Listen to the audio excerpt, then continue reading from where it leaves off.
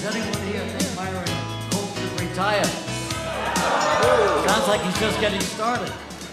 Now, if you're a fan of the 1983 movie A Christmas Story, you know the most famous work of Gene Shepard. But if you grew up in the New York area in the 50s and 60s, then you know the late-night radio Gene Shepard. For 22 years, Gene told tales uninterrupted all night long. Gene started his radio career as a disc jockey in Cincinnati in 1948, but those pesky records got in the way. So he found his way to New York City and left the music behind. The beauty of Gene Shepard's approach to his listeners was that everything was in the first person, and the audience was a group of one. The listener knew that he or she was the person Gene was speaking to or with. Gene Shepard was a prolific speaker and a writer. He wrote numerous screenplays and many articles for newspapers and magazines as diverse as The Village Voice, Playboy, and Car and Driver. He also wrote for PBS television. Media analyst Marshall McLuhan called Gene the first radio novelist. His radio show was a combination of telling stories, reading poetry, and organizing listener stunts. He was an actor, appearing on Broadway and in films. In the theme of tonight's inductions, Gene even did a play-by-play baseball for the Toledo Mudhens. Of course, Gene was in love with performing stand-up for live audiences, where the feedback was immediate. He even hosted a country music show in Cincinnati and was a minor league hockey player as well. This was a man who wanted to experience everything so he could tell you about it, and he did. The best way to describe someone else's life is to reflect on what influence he had on others. Here's what one fan said about Gene Shepard. Because I could relate to where he had been, I learned to believe that I could go on to be what he had been. When he talked about hanging out with Playboy bunnies on snowmobiles or toughing out a blizzard in Little America, I knew I could do those things someday.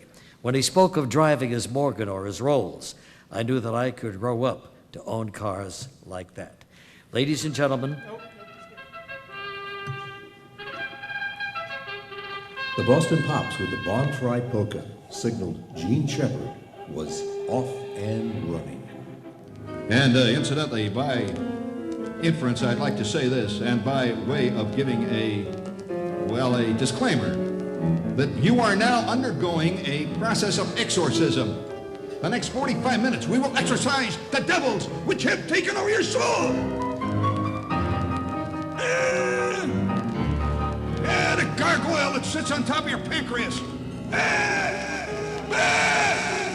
You were never certain about what to expect next.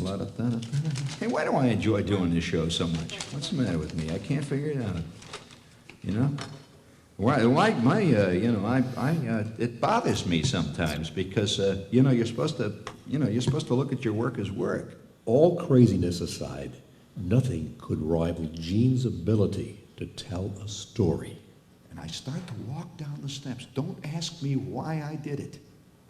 I walked down the steps, and now I am on the basement floor at the base of the steps.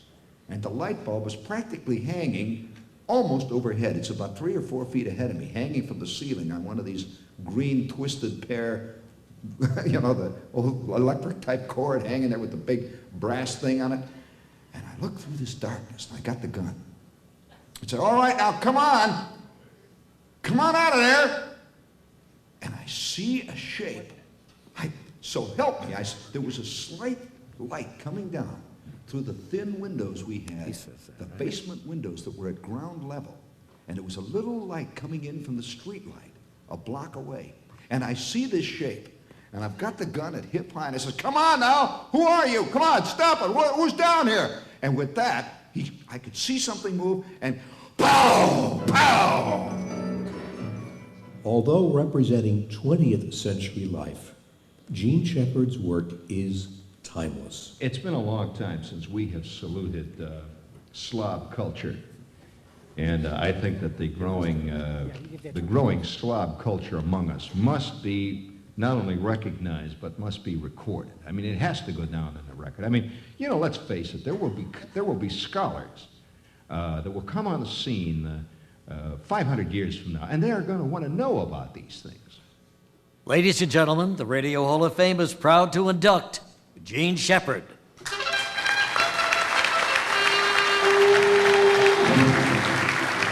Accepting for the late Gene Shepard is his friend Erwin Zwilling. Erwin, nice to have you.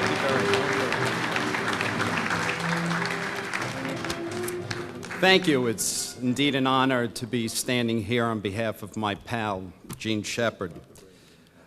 When hearing from many of Gene's friends, the one constant I always heard was, Erwin, Gene Shepard influenced my life.